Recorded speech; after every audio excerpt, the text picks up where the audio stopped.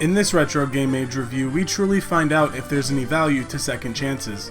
Castlevania, Aria of Sorrow not only contains within it a chance of redemption for the Lord of Darkness, Dracula, but also a second chance for creative mastermind Koji Igarashi to prove he really could recreate a Symphony of the Night experience on the GameBoy Advance.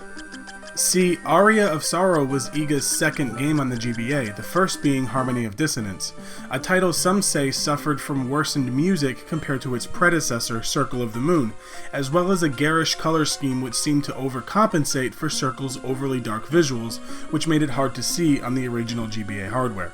So to start with a fresh slate, Iga apparently decided to make some radical changes to the series canon. Rather than having the game take place in the past, like most Castlevania titles, Aria took players to the future year of 2035, many years after the final battle between Dracula and Belmonts had taken place. In that final battle, not only had Dracula been defeated, but the castle had been sealed into an eclipse, and the war between Belmonts and Dracula would fade into history. Now, unlike most Castlevania titles, this game takes the action away from the Belmonts and places us in the role of Soma Cruz, a surly young foreign exchange student to Japan. And on the night of an eclipse, he and his girlfriend Mina find themselves at Habuka Shrine for the observation, and this is where everything goes awry. After falling unconscious at the sight of the eclipse, Soma finds himself in a strange place full of monsters and odd characters, a place that players will very quickly recognize as the inside of Dracula's castle. Falling in line with Igarashi's previous games, Aria is a non-linear, exploratory, map-out-the-castle style platform game with action RPG elements, dubbed by many fans as the Metroidvania genre. This game is much more polished than the two previous titles for the GBA. Fans of those games will notice that simple actions such as saving your progress, checking the map, and accessing your inventory are more streamlined, which helps keep the pace nice and quick. Soma animates very smoothly, and most of the enemy sprites look amazing, especially the game's gigantic bosses. Some of the graphics are obviously recycled from previous games, but everything looks sharp and the colors maintain a real gothic feel.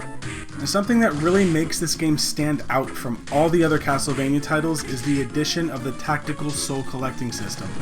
Yes, the esoteric and arbitrary card system of Circle of the Moon and the elemental magic system of Harmony have been replaced by Soma's ability to absorb his enemies' souls to gain their powers.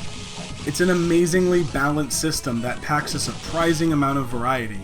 Basically, each time Soma strikes down a foe, there's a chance he will absorb that enemy's soul and be able to use it in battle. And this adds a tremendous amount of depth as you're given a reason aside from gaining experience for leveling to grind killing monsters. And the system for finding the soul you're looking for makes sense. Want the harpy soul? Grind killing harpies. You want the zombie soul?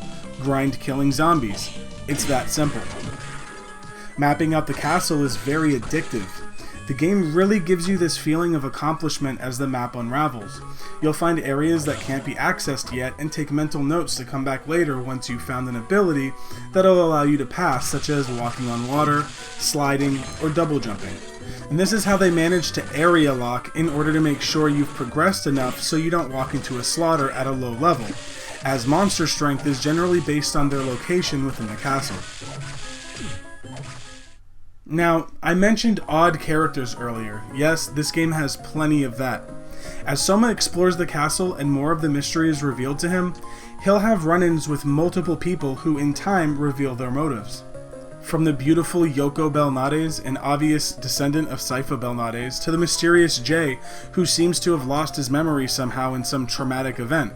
The story seems to revolve around how they all got there, and uncovering who among them might be the reincarnation of Dracula. Is it Jay? Is it the strange man in the black suit, Genya Arikado? The odd missionary Graham, perhaps? Or is it you, the player, Soma Cruz? And once uncovered, will Dracula use this rebirth to find redemption and opt to lead a life of good rather than evil?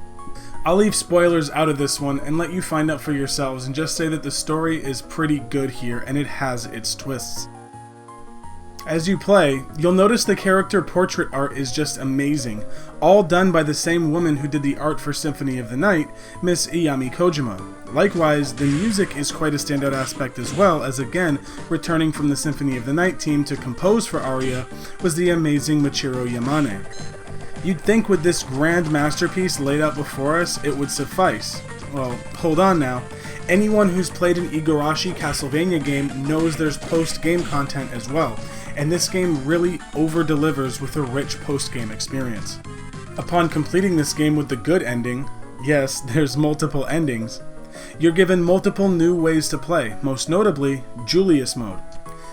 I know I said I wouldn't spoil anything, but, spoiler alert, the mysterious J is Julius Belmont.